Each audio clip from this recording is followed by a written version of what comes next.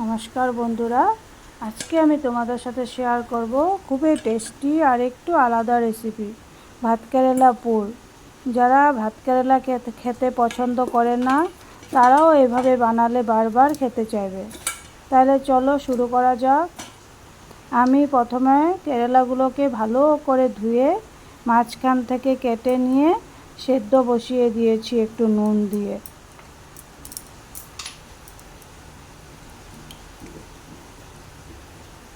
এটা একটু নরম হয়ে যেতে হবে, তার জন্য একটু সেদ্ধ বসিয়ে দিয়েছি। এদিকে ভিতরে পুরের জন্য শস্য পোস্ত নিয়েছি, কাঁচা লঙ্কা আর পেঁয়াজ কেটে নিয়েছি। একটি স্মুথ পেস্ট বানিয়ে নেব। এই যে বন্ধুরা, পেস্ট একদম রেডি হয়ে গেছে।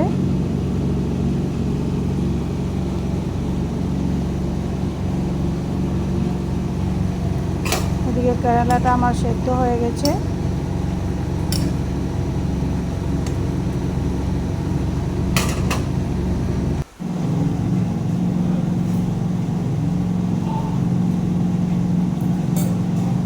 এবার কেরালাটাকে আমি নামিয়ে নিচ্ছি, একটা অন্য পাত্রে আমি নামিয়ে নিচ্ছি কেরালাটাকে।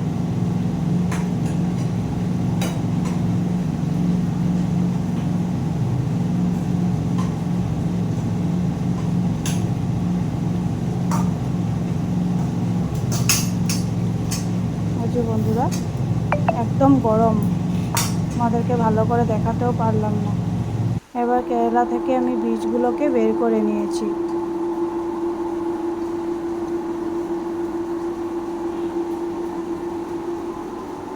এদিকে বেসন রেডি করে রেখেছি।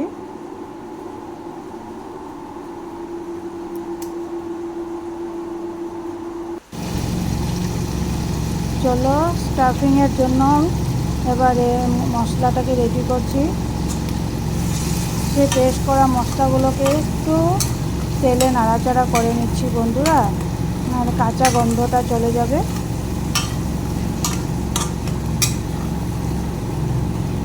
হালকা একটু নাড়াচাড়া করে নিচ্ছি।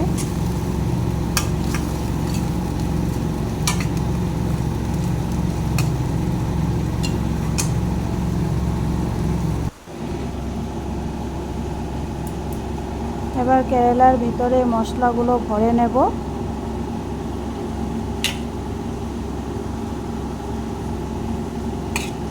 সব মশলাগুলো চামচ দিয়ে কেরালাগুলোকে ভালো করে ভরে নিচ্ছি বন্ধুরা।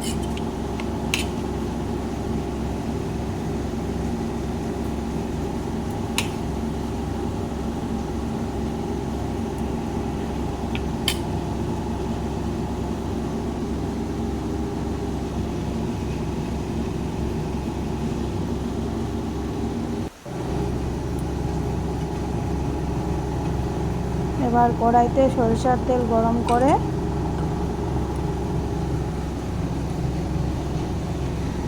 একটা একটা করে ভেজে নেব।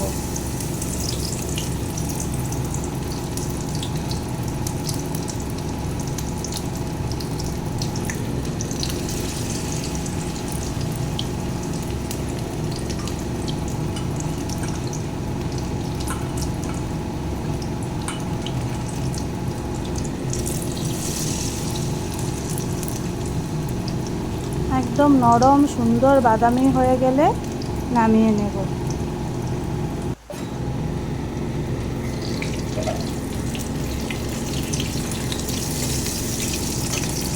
দেখতেই পাচ্ছ কতটা সুন্দর হয়েছে।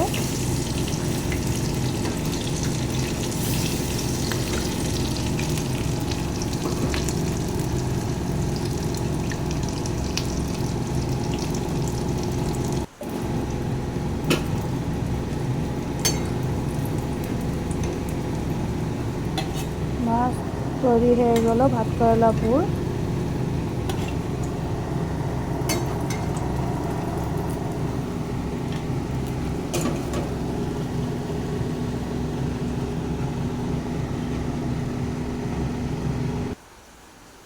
কেমন হয়েছে বন্ধুরা?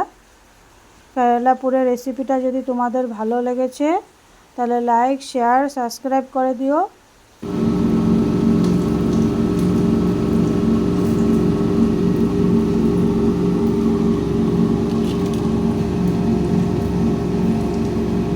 আবার দেখা হবে নতুন কোনো রেসিপি নিয়ে।